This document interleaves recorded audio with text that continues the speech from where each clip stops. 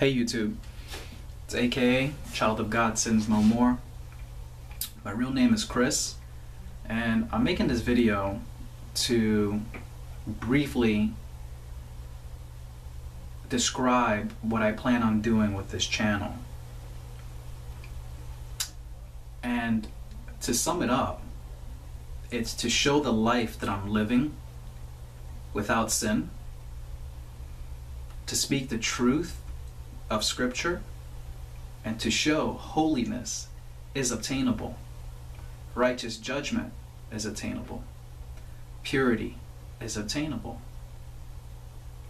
and it's all obtainable through the Spirit of God. He assists you in putting to death the sinful nature, which is described as the flesh in the King James Version. And I will make a video on the flesh and the sinful nature soon. But not just speaking the truth of Scripture and just making videos about it. I'm actually going to live it and broadcast it and share it. It is a work in progress. It's taking longer than I would hope. I've had some delays in the last 6 months with a couple of deaths in my family and a few other things that I want to expand on. But things are starting to subside, and I can now focus on building this channel. What I want to explain is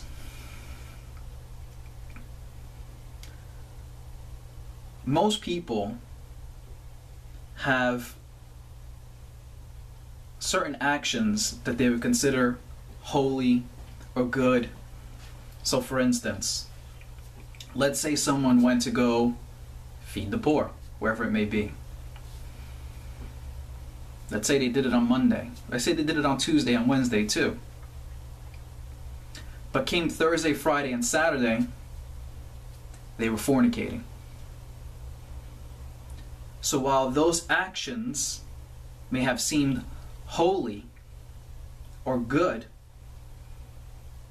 towards the end of the week, they decided to sin, whatever it may be. It negates the previous good deeds, quote unquote, holy actions. And you're going to ask, well, why is that? Well, they're trying to do holy things. They're trying to just reduce certain sin actions. This is not what God is asking us to do. God is asking us to be holy and sin no more. That's what God is asking us to do. Now, the formula for doing it is to be holy every second. You become holy. You don't just do holy things. You become holy. Do you see the difference? When you become holy, then everything you do is holy. So for instance, when I get my camper van and I start making my trips, I'm gonna go fishing, hunting, build a log cabin. It's one of the main reasons I'm actually working out. I just started this week and it feels pretty good. I need to make sure I'm in the condition in order to finish the entire project and not run out of gas halfway through. The other reason for working out is that I speak boldly for Christ, and the bigger I am, the more of a deterrent it is. I don't plan and I won't get, in a sense, physical with anybody, but nonetheless, I also don't want someone to get physical with me. In the same way Jesus didn't want to go to the cross. He asked God to take it away from him 3 times, but he said, if it's your will, I'll do it. Paul got beat, whipped. Well, I doubt that I won't have to face those trials as I start preaching boldly and actually going out into the world. So working out is just a prime example of how you can be holy in doing what the average person per se does. It may look the same, but the mentality behind it, it's worlds apart. Some people can work out in a sinful nature to have multiple partners, to gain power, maybe employment.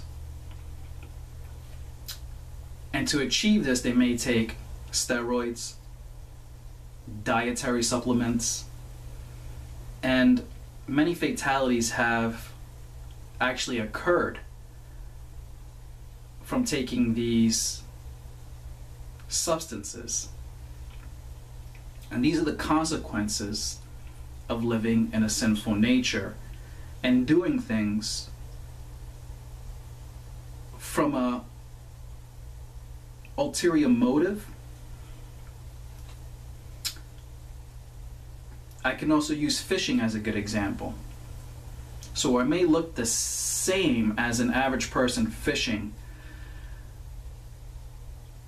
I would use that to not only feed myself, which is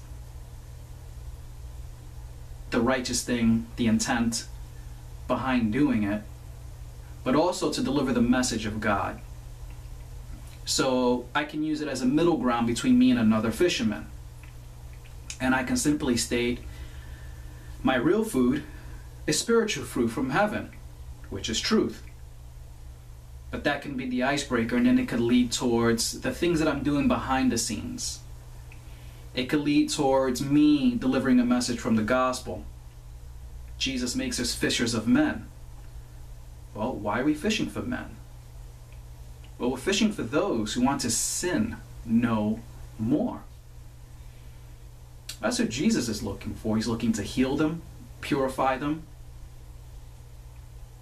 give them his spirit so they can be born again and take part in the new righteous world to come, God's promise.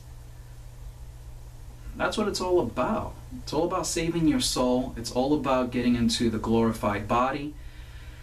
And why would you want to do this? Why would you want to expel holiness from your being if you enjoy sin and the sin nature?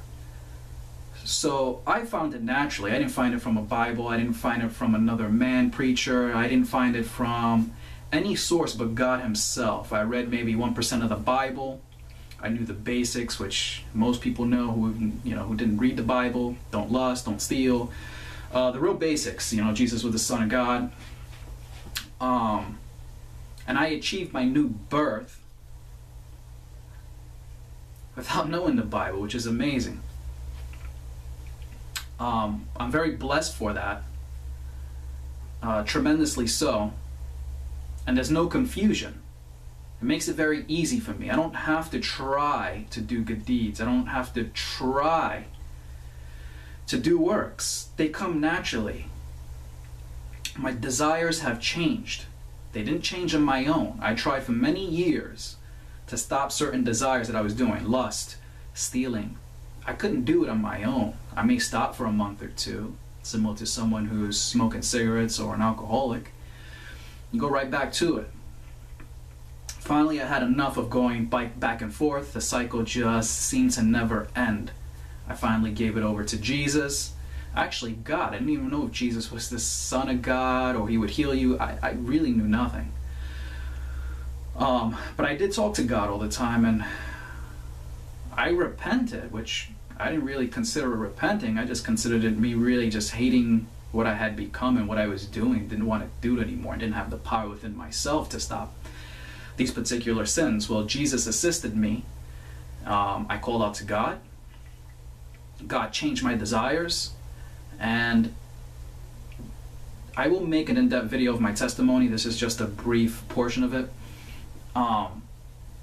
And God was the one who let me know that Jesus is where he wanted me to go. Simply by telling me inside myself, God went into me, which I didn't know either until he did it. He reveals himself to you, and he kept telling me, sitting on the right-hand side, at least 100 times. What does that mean? At the time, I wasn't even conscious that Jesus was sitting on the right-hand side, even though I've heard of it before. It didn't ring a bell when I kept hearing God telling me this over and over again. Well, simply He was telling me to go to His Son. And all of the things that I started to read coincided with my experiences. So I don't know the Bible because I read it. I know it's true and I understand it because I lived it. Big difference. Well, I want to keep this video under 10 minutes, and thanks for listening. Until next time, I'll start coming out with many videos on different topics, subjects. Hopefully this will help someone out there. That's my intent. Signing out.